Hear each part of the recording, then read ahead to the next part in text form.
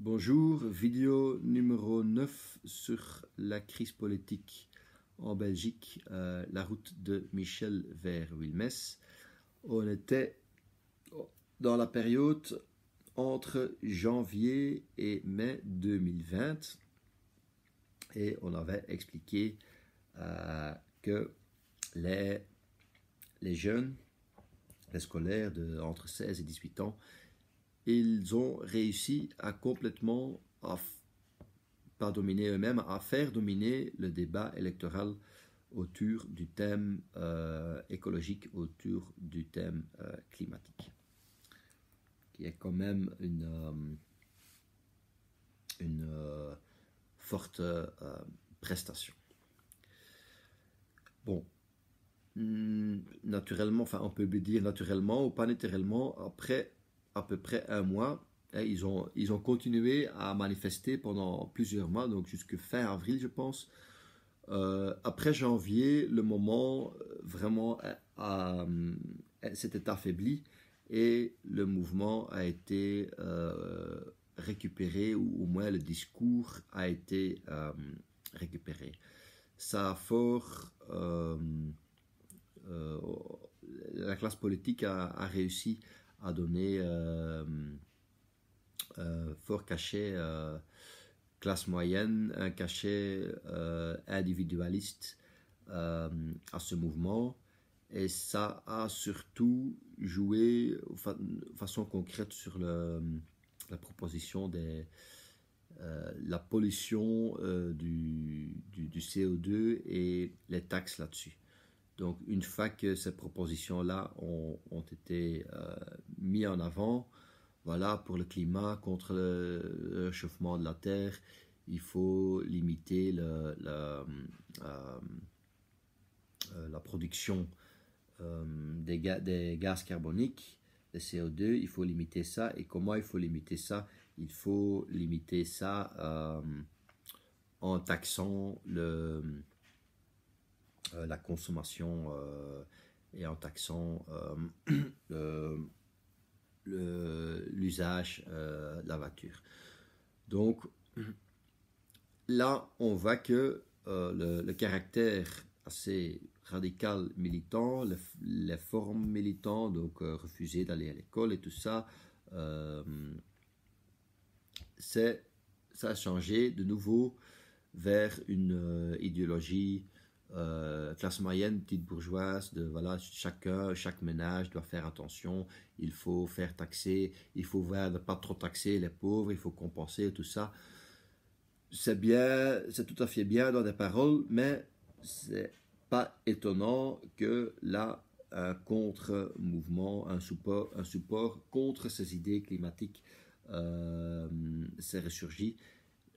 Surtout de la droite ou lié à la droite, mais c'est pas vraiment un lien direct. Je vais pas dire ça, mais c'est vrai que c'est partis ou groupes de la droite ont profité de ça, mais il y a quand même une plus grande support dans la classe ouvrière qui était critique que seulement les partis libéraux ou les partis de droite ou d'extrême droite. Dans l'idée que voilà, toutes ces manifestations, tous ces jeunes, ils veulent nous imposer des taxes, ça va nous coûter, c'est pas bon et tout ça. C'est un hoax, le climat, ça ne chauffe pas tellement, ça a chauffé il y a des milliers d'années, c'était plus chaud et tout ça. Donc tout un contre-discours parce que le noyau radical et les actions de caractère radical des jeunes n'ont pas été repris et n'ont pas été soutenus par les syndicats, donc par les associations de la classe ouvrière qui ont en théorie ou en principe le moyen de mobiliser et de propager les mêmes idées et de dire voilà, on va manifester avec les jeunes, on va faire grève et tout ça. On a fait ça dans quelques secteurs, mais très très marginalement. Mais en gros, ils n'ont pas, donc la classe ouvrière et ces organisations n'ont pas du tout soutenu le caractère profond des manifestations, et donc de là, ça a su tourner vers une idée, des idées classe moyenne qui étaient liées au parti écologique, parti vert et tout ça, qui à ce moment-là pensaient, voilà, c'est nous qui, c'est pas le Vlaams Belang, mais c'est nous qui vont gagner les élections.